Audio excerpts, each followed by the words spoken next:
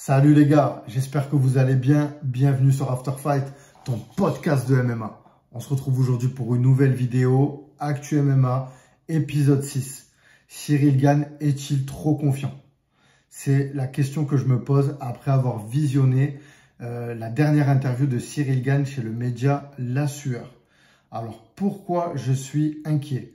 Parce que Cyril Gane, dans cette interview, il nous explique qu'après l'UFC Paris, donc il a entamé une grande phase de récupération. Il a passé du temps avec sa famille, ce qui est tout à fait normal. Et qu'ensuite, il a géré des business extra-sportifs.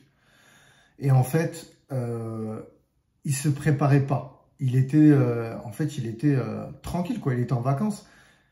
Il est parti dans le camp de Nassourdine. Et si vous vous rappelez bien, c'était le 15 janvier. Ils ont fait une erreur. Ils ont fait fuiter sur la T-Mobile Arena l'annonce de John Jones vs Cyril Gane. À ce moment-là, en fait, le camp d'entraînement de Cyril Gane, quelques jours après, a commencé. Donc, on va dire qu'on est aux alentours du 20 janvier. Et le combat est prévu pour le 4 mars, ce qui fait moins de 2 mois. Et en fait, aujourd'hui, je me rends compte que avoir un camp d'entraînement de 2 mois pour affronter John Jones, qui est le GOAT du MMA, qui a 3 ans d'inactivité, mais qui pendant 3 ans charbonné, une prise de masse, des entraînements, j'imagine qu'il a dû mettre le paquet. Est-ce que ça peut rivaliser face à une préparation de 2 mois?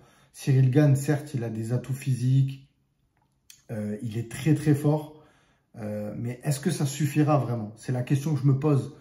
Et en fait, quand j'ai visionné l'interview, j'avais l'impression du coup que ces choses qu'il a dites, c'est un peu des éventuelles excuses sur une défaite.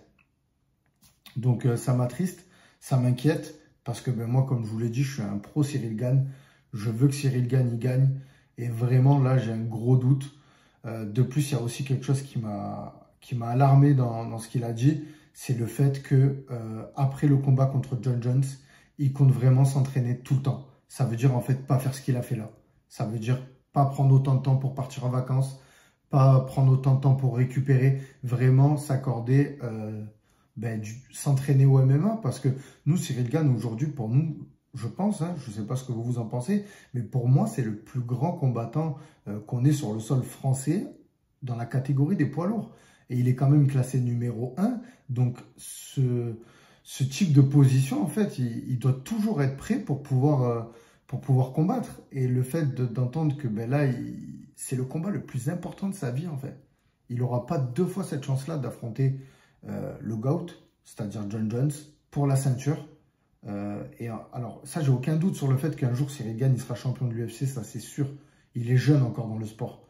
Mais il faut prendre conscience que là, ces opportunités-là, c'est maintenant qu'il faut les saisir. Parce qu'il a perdu face à Francis Ngannou. S'il perd face à John Jones, ça va être compliqué pour un jour être champion et prétendre à être le meilleur champion poids lourd. Alors, je sais que c'est peut-être pas son objectif, parce que lui-même le dit qu'il ne sait pas c'est quoi ses objectifs, mais quand même, d'avoir perdu face à Francis Ngannou et John Jones, d'accord, c'était serré face à Francis Ngannou, mais ça n'enlève en rien que c'est une défaite, que la ceinture, il ne l'a pas eu. Donc, j'aurais aimé et j'aurais souhaité que pour ce combat-là, il ait un plus long camp d'entraînement, c'est-à-dire de septembre. Après septembre, il entame direct un camp d'entraînement jusqu'à début mars. Et là, pour le coup, ça ne l'a pas été. Donc, franchement, ça risque d'être chaud. Je ne change pas mon pronostic, mais je vous assure que je suis beaucoup moins confiant sur une victoire. Parce que John Jones, on l'a vu encore, là, il s'entraîne avec Calvin Harris, un combattant du MMA à l'UFC poids lourd. Et franchement, quand même, ça fait peur.